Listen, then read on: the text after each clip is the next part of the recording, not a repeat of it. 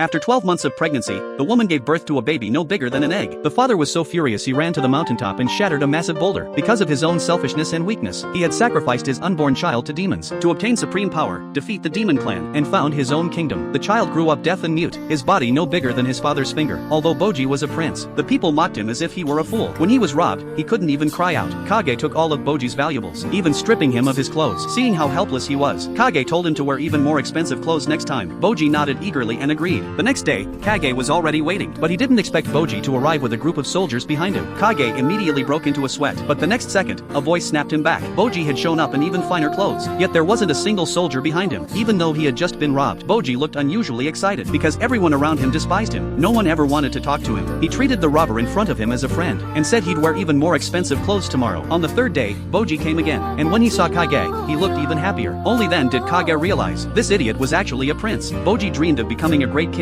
but Kage laughed, saying a deaf and mute like him could never be king. When Boji headed back, Kage quietly followed behind him. Back in town, Boji was mocked by the people again. This was already the third time he'd been robbed. Even children dared to bully him. What kind of prince could be this weak? At that moment, Kage began to feel sorry for Boji. In the end, Boji could only run away with a red face. As soon as he returned to the castle, Boji's stepmother saw he'd been robbed again. She felt he was a disgrace as a prince, and accused him of tarnishing the royal family's dignity, saying he had no qualifications to be king, and that her own son was 100 times better than Boji. Watching from behind, Kage felt how miserable Boji was. No one truly liked him, but just as Boji was changing clothes, a tear fell. He was crying. Boji wasn't stupid at all. He had just been enduring everyone's cold mockery in silence, because he was the eldest prince. But the next second, Boji wiped away his tears, and forced a smile. He didn't want his father to see him sad, yet King Boss was already greatly ill. He hoped Boji would grow up quickly and inherit the throne. The king loved Boji deeply, but seeing his son smaller than his own finger broke his heart. Without Boji's sacrifice, this kingdom would not exist. He feared that after his death, Boji would be bullied, so he summoned the strongest swordsman in the nation. The king ordered Domas to train Boji in the harshest way possible, but when Domas saw such a weak Boji, he could only shake his head, venting his frustration by striking a wooden post behind him. Why was he being asked to teach someone this weak? Suddenly, the second Prince Daida appeared, immediately mocking Boji's strength, asking whether he could even kill an ant. He then challenged Domas. The moment Daida gripped the wooden sword, a terrifying pressure radiated from his body. That presence felt just like King Boss's, and Daida's strength and speed were absurd. On a completely different level from Boji, a smile suddenly appeared on Domas's face. This was a true king. This was the student he truly wanted. Domas tested Daida with a few sword techniques. Watching from the side, Boji thought his brother was amazing. In the end, Domas defeated Daida. Daida was furious, because it was the first defeat of his life, but Domas said his swordsmanship was already excellent. Seeing such an outstanding Daida, Domas swore to pass all his techniques on to him. At that moment, Boji noticed the sadness on his teacher's face. He picked up a wooden sword and pointed it at Daida. He wanted to challenge him and prove himself. News of the duel instantly spread through the palace. Daida's mother scoffed, saying there was no need for such a match. Domas knew Boji stood no chance. Everyone thought the outcome was already decided.